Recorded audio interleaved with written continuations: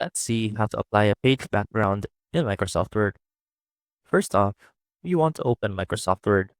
And as you can see right here, we have our document ready. Now to add a page background, just simply go on to the Design tab and click on Page Color, and that will fall under the page background options. Now click on Page Color and click on Fill Effects. And here, you can choose whatever kind of background you want to add to your document.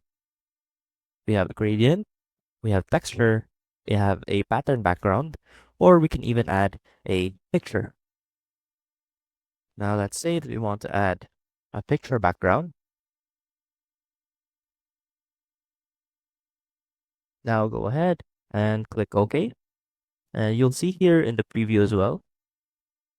And now we have the picture that we set as a background. You can also change this if you want a simple color or a pattern or even a texture background. And that is how you can add a background in Microsoft Word. I hope this helped, and I will see you soon.